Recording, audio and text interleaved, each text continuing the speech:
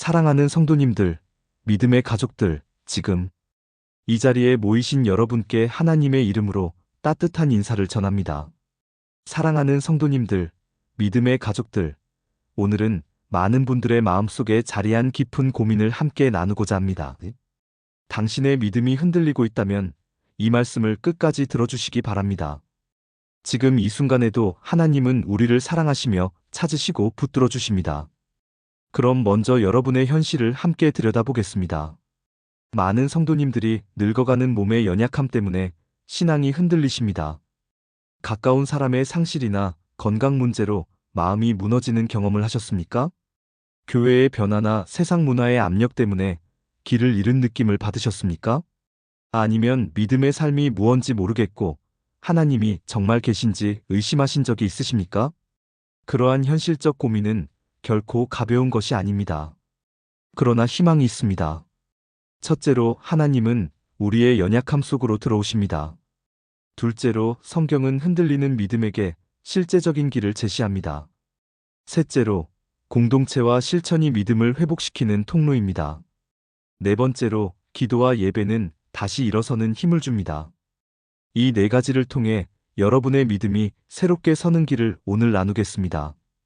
첫 번째로 하나님은 우리의 연약함 속으로 직접 들어오신다는 진리입니다. 오늘 우리가 흔들리는 이유 중 하나는 우리 자신의 연약함을 혼자 감당하려 하기 때문입니다. 성경은 우리에게 연약함을 부끄러워하지 말고 오히려 그것을 통해 하나님의 능력이 드러난다고 말씀합니다.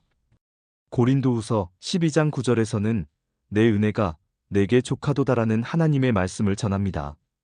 이 구절의 배경은 사도 바울이 고통 중에 주께 간구했을 때 주님이 주신 응답입니다. 바울은 자신의 연약함을 통해 하나님의 능력이 온전해짐을 경험했습니다. 이것은 1세기의 상황만이 아니라 2025년을 살아가는 우리에게도 동일하게 적용됩니다. 예를 들어 요즘 같은 시대에 병원비와 노후 문제로 불안해하는 60대 성도님이 계십니다. 그분은 기도 중에 자신의 무능함과 두려움을 솔직히 고백했고 교회 기도 모임에서 실제적인 도움과 격려를 받았습니다. 결과적으로 그분은 자신의 연약함 속에서 하나님의 평강을 경험하며 믿음이 회복되었습니다. 사랑하는 성도님들, 정말 그렇지 않습니까? 여러분의 연약함은 숨길 것이 아니라 드러낼 때 하나님이 일하십니다. 다음으로 두 번째 포인트로 넘어가겠습니다. 두 번째로 성경은 흔들리는 믿음에 대해 실제적인 길을 제시합니다. 믿음이 흔들릴 때 우리는 종종 답을 찾기 위해 방황합니다. 그러나 하나님의 말씀은 분명한 길을 보여줍니다. 시편 34장 18절은 여호와는 마음이 상한 자에게 가까이 하시고 중심에 통회하는 자를 구원하시는 도다라고 말합니다. 이 구절의 배경은 고난 중에 하나님이 가까이 계심을 노래한 시인의 고백입니다. 고난은 우리의 감정을 흔들지만 동시에 하나님의 임재를 경험하게 하는 통로가 될 수 있습니다. 실제 적용 방법으로는 먼저 하나님 앞에서 솔직하게 고백하는 기도가 필요합니다. 하루에 10분이라도 하나님께 자신의 두려움과 의심을 말로 꺼내십시오. 그리고 성경의 약속을 찾아 소리내어 읽으십시오. 예를 들어 2025년에 가족 갈등으로 신앙이 흔들리는 분은 매일 아침 시편 34장 18절을 소리내어 읽고 그 말씀을 자신의 상황에 적용해 보십시오. 그 말씀이 반복될수록 마음은 서서히 굳건해집니다. 또한 신앙 서적을 통해 성경의 맥락을 배우고 목사님이나 신앙의 어른들과의 상담을 통해 방향을 잡으십시오. 믿음의 회복은 단번에 일어나지 않을 수 있습니다. 그러나 꾸준한 말씀과 기도의 실천은 분명한 변화를 만듭니다. 이제 세 번째 포인트로 연결하겠습니다. 세 번째로 공동체의 역할과 실제적 실천이 믿음을 붙드는 힘입니다. 혼자서 신앙을 붙드는 것은 매우 어렵습니다. 사도행전의 초대교회는 서로의 짐을 나누며 믿음을 키워갔습니다. 로마서 12장 15절은 즐거워하는 자들과 함께 즐거워하고 우는 자들과 함께 울라라고 권면합니다. 이 권면은 단순한 윤리적 요청이 아니라 공동체 안에서의 실제적 치유와 회복의 길입니다. 구체적인 사례로는 교회 소그룹에 참여하여 자신의 이야기를 나누는 것입니다. 예를 들어 2025년의 디지털 시대에는 온라인 소그룹과 오프라인 소모임을 병행할 수 있습니다. 어떤 성도는 매주 온라인으로 기도 제목을 나누며 작은 기적을 경험했습니다. 또 다른 분은 지역 봉사활동을 통해 자신의 존재감을 회복했고 그 과정에서 하나님을 새롭게 만났습니다. 사랑하는 성도님들, 정말 그렇지 않습니까? 공동체는 우리의 믿음을 지탱할 뿐만 아니라 실제적인 돌봄과 응답의 통로입니다. 다음으로 네 번째 포인트로 들어가겠습니다. 네 번째로, 기도와 예배는 다시 일어서는 영적 근육입니다. 기도는 단순한 의무가 아니라 하나님과의 순결입니다. 예배는 우리 영혼을 새롭게 하는 통로입니다. 시편 42장 11절은 내 영혼아 네가 어찌하여 낭망하며 어찌하여 내 속에서 불안해하는가라고 스스로 위로하라 권합니다. 이 구절은 낙심과 불안을 직면하고 결국 하나님을 신뢰하라는 훈련입니다. 실제 적용 방법으로는 규칙적인 예배 출석과 개인 기도 시간을 권합니다. 예를 들어 매일 새벽 15분을 정하여 감사의 기도를 드리고 주일 예배는 가능한 한 참석하여 공동체와 함께 하나님을 찬양하십시오. 2025년의 현실에서 이동이 어렵거나 건강이 약한 성도는 방송, 예배와 지역교회의 소모임을 활용해도 좋습니다. 하지만 중요한 것은 지속성입니다. 작은 습관이 쌓이면 큰 믿음의 근육이 됩니다. 어떠한 상황에서도 기도와 예배를 포기하지 마십시오. 사랑하는 성도님들, 하나님은 여러분의 작은 발걸음을 보시고 큰 역사를 이루십니다. 이제 네 가지 요점을 간략히 요약하겠습니다. 첫째로, 우리의 연약함 속에 하나님이 함께 오신다는 사실을 기억하십시오. 둘째로, 성경은 흔들리는 믿음에게 실질적인 길을 제공합니다. 셋째로, 공동체는 믿음 회복의 실제적 통로입니다. 넷째로, 기도와 예배는 믿음을 다시 세우는 영적 근육입니다. 이 네 가지를 삶 속에서 한 가지씩 실천해 보시기 바랍니다. 이제 실천 체크리스트를 드리겠습니다.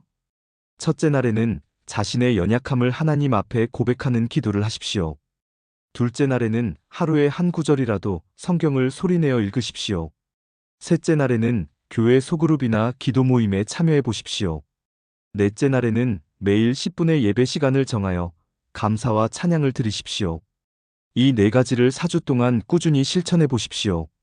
그 기간 동안 작은 변화들이 일어나는 것을 느끼실 것입니다. 실제 사례를 한 분 더 나누겠습니다. 한 어르신은 2025년 초에 아내를 잃고 큰 상실감을 겪었습니다.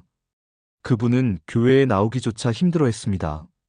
그러나 작은 소그룹의 권유로 한 달에 2번 나와 자신의 이야기를 나누기 시작했습니다. 소그룹은 실제적인 식사와 기도, 교통 지원까지 제공했습니다. 그분은 점차 마음의 문을 열었고 기도와 성경 읽기를 다시 시작했습니다. 6개월이 지난 후 그분은 하나님이 나를 다시 일으켜 세우셨다라고 고백했습니다. 이것이 바로 공동체와 말씀과 기도의 역동적 결합이 일으킨 기적입니다. 사랑하는 성도님들, 여러분의 믿음이 흔들릴 때 기억할 몇 가지 진리입니다. 하나님은 실패하신 분을 버리지 않으십니다. 하나님은 질문하는 자를 책망하지 않으시고 오히려 그 질문을 통해 더 깊은 만남을 주십니다. 성경 속 인물들도 모두 흔들리고 넘어졌지만 결국 하나님의 은혜로 일어섰습니다. 우리의 삶도 그러할 것입니다. 정말 그렇지 않습니까? 이제 몇 가지 흔한 질문에 답변 드리겠습니다. 질문 하나, 의심이 생기면 어떻게 합니까? 답변, 의심을 숨기지 말고 하나님께 솔직히 고백하십시오. 그리고 의심의 원인을 찾아 말씀과 기도와 성도의 조언으로 하나씩 해결해 가십시오. 질문 2, 오랫동안 교회를 떠났는데 다시 돌아가도 될까요? 답변, 물론입니다. 교회는 상처받은 자들의 모임입니다. 작은 발걸음부터 시작하십시오. 질문 3, 기도해도 응답이 없을 때는요? 답변, 응답의 형식은 다양합니다. 하나님의 시간표를 신뢰하면서 인내와 감사의 기도를 계속하십시오.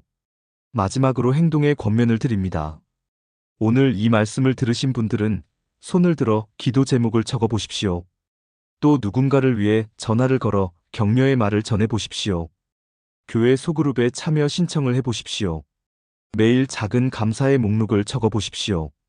이 작은 행동들이 여러분의 믿음을 회복시키는 큰 힘이 될 것입니다.